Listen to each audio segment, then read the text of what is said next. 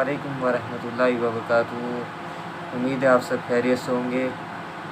आप लोग देख रहे हैं दिल्ली तक न्यूज़, तो बने रहिए आप लोग वीडियो के अंदर और देखते रहिए दिल्ली तक न्यूज़। वीडियो अच्छी लगे तो एक लाइक कर दीजिए और चैनल को सब्सक्राइब कर दीजिए। आज हम आप लोगों के सामने लेकर आए हैं एक रिवर भाई की स्टोरी, तो बने रहिए और वीडियो को एंड तक देखिए और चैनल को सब्सक्राइब कीजिए और वीडियो को लाइक कीजिए। तो चलिए वीडियो को स्टार्ट करते हैं।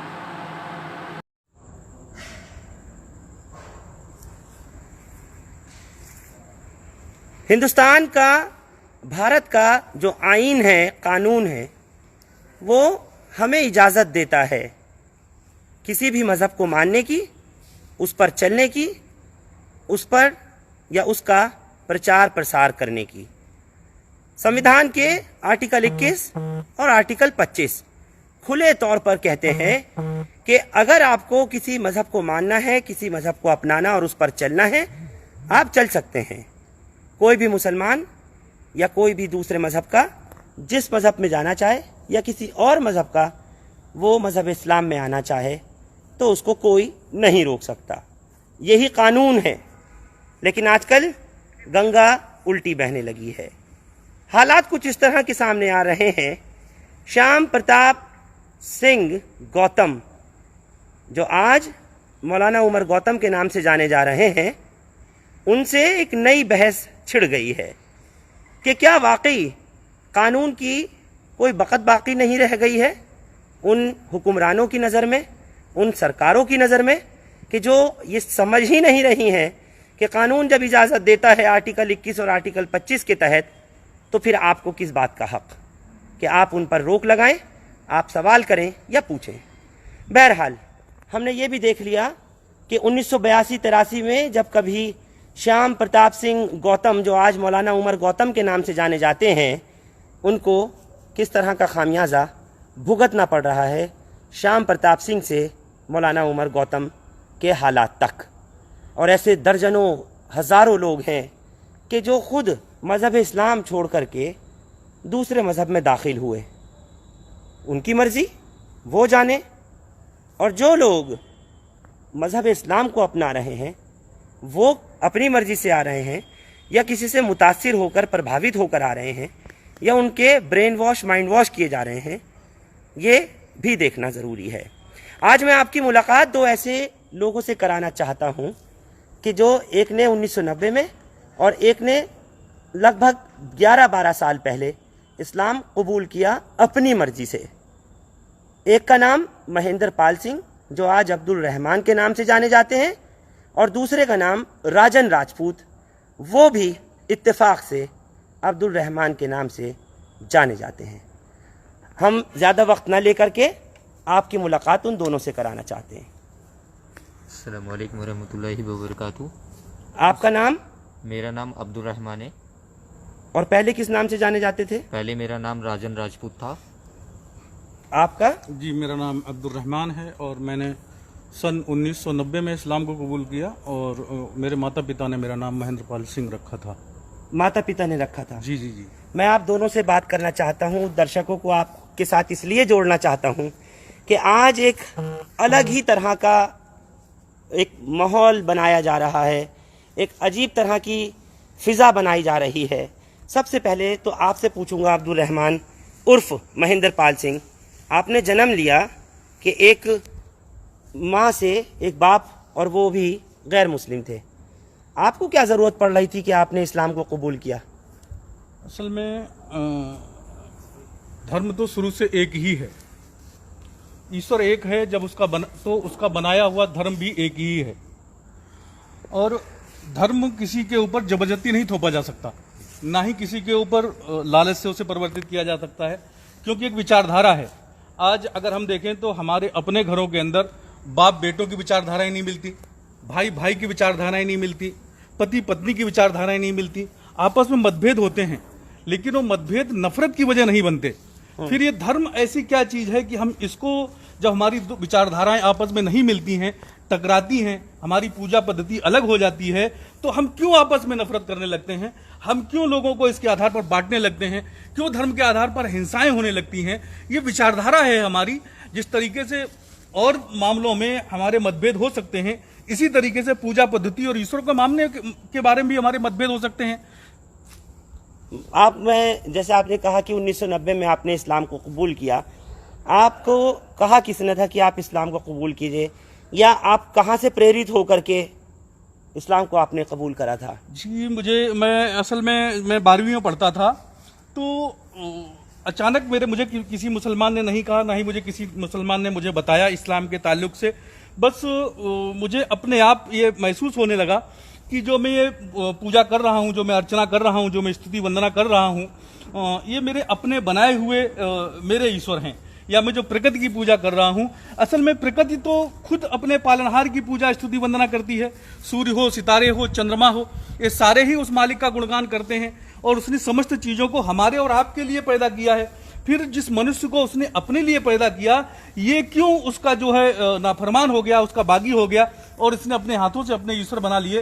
हालांकि जिनकी मैं अपने हाथों से बनाए हुए जिनमें माबूदों की, जिनकी ईश्वरों की मैं पूजा करता हूं, हालांकि तो ये मुझे न तो नफा का कोई अधिकार रखते हैं, ना ही मुझे कोई हानि पहुंचा सकते हैं, ना ही कोई लाभ पहुंचा सकते हैं। तो इस ताल्लुक से फिर मैंने जो है अध्ययन शुरू किया। तो सबसे पहले मैंने ईसाईयत का, आगरा के अंदर मैं एक चर्च के अंदर गया, सबसे पहले मैंने ईसाईयत का अध्ययन किया, और इसके बाद फिर मैंने इस्लाम का अध्ययन किया। तो कुल मिलाकर के मुझे सनातन का ज्ञान था, मुझे ईसाईयत का ज्ञान था, मुझे इस्लाम का ज्ञान था। लेकिन जब मैं इनकी मूल शिक्षाओं पर आया, तो मुझे मूल शिक्षाएं इन सबकी एक लगी, क्योंकि सारी ही मुझे एक ईश्वर की तरफ और एक ईश्वर के होने की तरफ जो है इशारा करती थी, और उसके ही पूजा उपासना का जो है आदेश देती थी। अगर मैं बात करूं हम सनातन धर्म की, उसमें भी जो ब्रह्म सूत्र ऋग्वेद के अंदर है कि एकम ब्रह्म द्वैतानाथ त्रिनानाथ किंचन, कि ब्रह्म ईश्वर परमेश्वर वो अल्लाह जो है वो एक ही है, दूसरा नहीं है, एक मात्र भी नहीं है। यही जो है ईसाईयत में है कि गॉड इज वन, और यही जो है इस्लाम में है कि ला इलाहा इल्लल्लाह, कि इस अल्लाह के अतिरिक्त कोई दूसरा माबूद, कोई दूसरा ईश्वर नहीं है। नहीं तो जब ईश्वर एक है तो फिर मुसलमान ही क्यों बने? असल में क्योंकि जब मैंने मुसलमान होने की यही वजह है, क्योंकि अगर हम देखें दूसरी विचारधारा की तरफ, दूसरी परंपरा की तरफ, तो उनकी जो शिक्षाएं हैं, वो शिक्षाएं तो वो देती है, लेकिन पूरा समाज उन शिक्षाओं से बिल्कुल कट चुका है, कुछ लेना देना नहीं है। जैसे कि आया है नतस्य प्रतिमा अस्ति यस्य नाम मादसा, कि उस ईश्वर की, उस मालिक की कोई प्रतिमा नहीं है। लेकिन हम देखें कि हमारा जो सारा समाज है वो मूर्ति पूजा पर डिपेंड है। हालांकि ईश्वर की जब हम अपनी भाषा में बोलते हैं कि वो निराकार है, तो जब वो निराकार है तो हम उसकी साकार उपासना किस प्रकार कर सकते हैं कि हम बोलते कुछ हैं और करते कुछ हैं। ये चीज मुझे इस्लाम में लगी, क्योंकि जो इस्लाम है वो मूलतः एक ईश्वरवाद की जो शिक्षा देता है, तो उसकी कामिल शिक्षा देता है, वो सिर्फ शिक्षा ही नहीं देता। अगर कोई मुसलमान इसके खिलाफ जाकर के अपने हाथों बनाए हुए या उसकी प्रकृति की उपासना करता है, तो वो दायरे इस्लाम से बाहर हो जाता है और वो मुसलमान नहीं रहता, चाहे उसका नाम किसी भी भाषा में हो। अब आजकल आप एक मामला देख रहे हैं, पिछले 10-12 दिन से चल रहा है, मौलाना उमर गौतम का, और आपने देखा मुफ्ती जहांगीर का केस। जी। तो आपको ये नहीं लगता कि आपका भी तो फिर वही तरीका है? अगर आज वो गिरफ्तार किए गए हैं, तो पहले वो भी तो कभी श्याम प्रताप सिंह गौतम हुआ करते थे, और आप जो हैं वो महेंद्र पाल सिंह हुआ करते थे। तो मामला तो वही है, लेकिन अब आपकी मर्जी थी कि आपने इस्लाम को कबूल कर लिया, जैसा आप कह रहे हैं। आपको इन चीज़ों से नहीं डर लगता? नहीं, असल में देखिए, जब सत्य सामने आ जाए तो वो इन चीजों, असल में सत्य को करने के लिए दुश्वारियां आती ही आती हैं। जैसे मैंने पहले आपको किस तरह की दुश्वारियां आई थी, पहले तो मुझे आप ये बताइए, जब आपने के मुंह से ये बात निकली है। असल में बहुत सारी दुश्वारियां आती हैं, लेकिन लोग इसको समझते नहीं। अगर हम इसको समझने लगे कि बहुत से मामलों में हमारी विचारधाराएं अलग होती हैं, तो धर्म के मामले में क्यों, आस्था अलग अलग हो सकती है आज, लेकिन हम इसको नफरत की वजह क्यों बनाते हैं? क्योंकि उस मालिक ने जो हमें पैदा किया है, हम सब का पवित्र कुरान जो हमें शिक्षा देता है, मानवता की जो शिक्षा देता है, ये सबसे जो है विचार करने वाली बात है। पवित्र कुरान के अंदर मालिक कहता है कि औज़ु बिल्लाहि मिनश शैतानिर रजीम बिस्मिल्लाहिर रहमानिर रहीम या अय्युहन नास इन्ना खलकनाकुम मिन ज़करिन व उन्सा, कि ऐ लोगों, हमने तुम्हें पैदा किया एक पुरुष और एक स्त्री से। यानी वो परमेश्वर, वो अल्लाह तमाम इंसानों को पैगाम दे रहा है अपने ईश्वरी ग्रंथ के जरिए कि ऐ लोगों, सारे के सारे इंसान जो है खूनी रिश्ते के भाई हैं, न उसके नजदीक कोई छोटा है न कोई बड़ा है। हम अगर विचार करें, देखें तो उसने प्रकृति के समस्त नियम भी सारे मनुष्यों के लिए एक समान बनाए हैं। सूर्य हो, सितारे हो, चंद्रमा हो, बारिश हो, मौसम हो, ये लोगों को फायदा पहुंचाने में भेद नहीं करते। तो इस तरीके से जो हमें समानता का, मानवता का जो पैगाम हमें मिलता है, ये पैगाम हमें दूसरी तरफ नहीं मिलता। असल में हमने जात के आधार पर, भाषा के आधार पर, नफरत के आधार पर लोगों को बांटा, और आज भी हम बांट रहे हैं, आज भी हम बांट रहे हैं। और ये जो है, हम इंसान को इंसान नहीं समझ रहे हैं। बहुत सारे मामले आपके सामने में आते हैं। हम जो है, मैं किसी का नाम नहीं लेना चाहूंगा, लेकिन ये चीज जो है इस्लाम हमें शिक्षा नहीं देता। इस्लाम में गोरा हो, काला हो, अमीर हो, गरीब हो, किसी भी खानदान से ताल्लुक रखता हो, सारे मनुष्य एक समान हैं। अगर ईश्वर के नजदीक श्रेष्ठता का कोई पैमाना रखा गया है तो वह ईश परायणता का, जिसके अंदर तकवा ज्यादा होगा, जिसके अंदर भक्ति ज्यादा होगी, वही ईश्वर के, परमेश्वर के, अल्लाह के करीब होगा।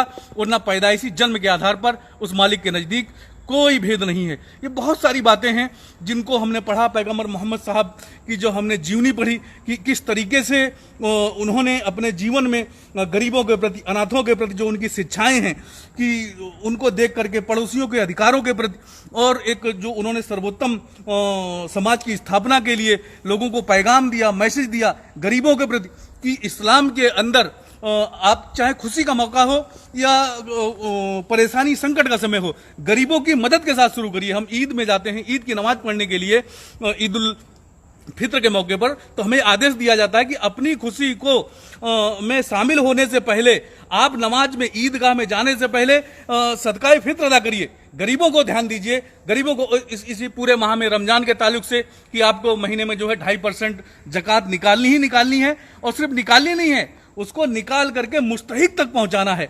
इसके बाद अगर हम दूसरी तरफ देखें कि अगर आपके ऊपर कोई परेशानी का आलम आता है, हमारे घर में कोई बीमार आ जाता है, हालात खराब हो जाते हैं, तो भी पैगंबर हजरत मोहम्मद सल्लल्लाहु अलैहि वसल्लम ने शिक्षा दी है कि सर्वप्रथम डॉक्टर से जाने से पहले, उसकी दवा इलाज कराने से पहले, अपने बीमारों का इलाज सदका यानी दान दे करके करिए, गरीबों की देखभाल करके करिए। ये शिक्षाएं इस्लाम देता है।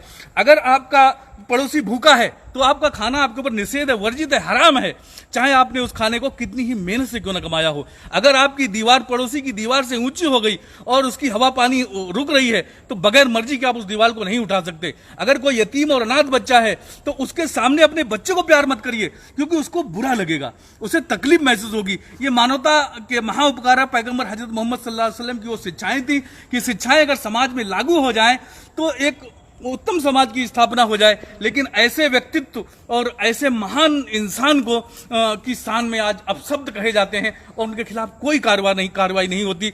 लेकिन जो उनकी शिक्षाओं को लोगों तक पहुंचाने की कोशिश करते हैं कि भाई आपने टीवी पर बैठकर, मीडिया पर बैठकर उनकी शान में गुस्ताखियां की हैं, उनको अपशब्द बोले हैं, ये ऐसी बात नहीं है। इस्लाम तो ये शिक्षा देता है, नबी सल्लल्लाहु अलैहि वसल्लम की ये शिक्षाएं हैं, नबी का ये पैगाम है। जब एक मुसलमान गलतफहमियों को दूर करने की कोशिश करता है तो उसको जो है परेशान किया जाता है। आज हम और आप खुलेआम देखें, मीडिया में देख रहे हैं, वीडियो देखें, किस तरीके से लांछन लगाए जा रहे हैं, किस तरीके से क्या क्या नहीं बोला जा रहा है। आज खुलेआम घर वापसी के नाम पर 5 लाख 2 लाख के नाम पर ऐलान हो रहा है, कुछ भी हो रहा है। मुसलमानों की कोई भी एक ऐसी तंजीम आपको ढूंढने से नहीं मिलेगी जो आपको लोगों से कहती हो कि आइए इस्लाम कबूल करिए, मुझे 10 रुपए, 50 रुपए, 1000 रुपए आपको मिलता है। एक भी शख्स ऐसा नहीं मिलेगा। आपको किसी ने कहा था कि आप इस्लाम को कबूल करें, या आपको किसी ने पैसे का लालच दिया था, या कभी आपका माइंड वॉश किया था? अरे मुझे तो किसी ने इस्लाम का पैगाम तक नहीं पहुंचाया। मेरे अंदर तो खुद एक जज्बा था कि मैं खुद तहकीकात करूं कि मेरे इस जीवन में आने का उद्देश्य क्या है।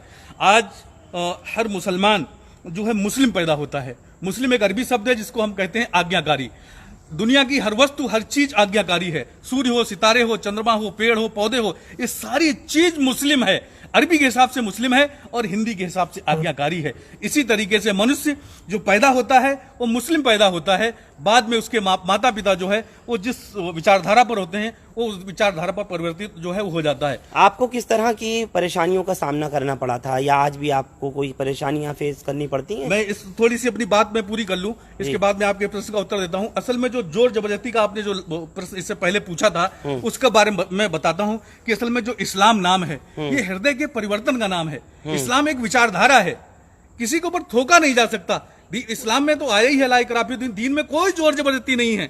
क्योंकि जब हृदय परिवर्तन का मामला है, विचारधारा है, वो न तो जोर जबरदस्ती के जरिए जो है बदली जा सकती है, ना ही लालच के माध्यम से बदली जा सकती है।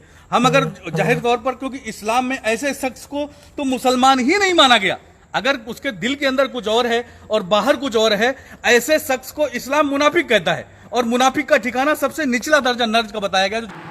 तो दोस्तों उम्मीद है आप लोगों को ये वीडियो अच्छी लगी होगी। अगर अच्छी लगी हो तो एक लाइक कर दीजिए और सब्सक्राइब कर दीजिए। तो जब तक के लिए आप लोग अपना ख्याल रखिए, मिलते हैं इसी तरह की किसी नेक्स्ट वीडियो के साथ। तो इंशाल्लाह जब तक के लिए आप लोग अपना ख्याल रखें। अल्लाह हाफिज़, अस्सलाम वालेकुम।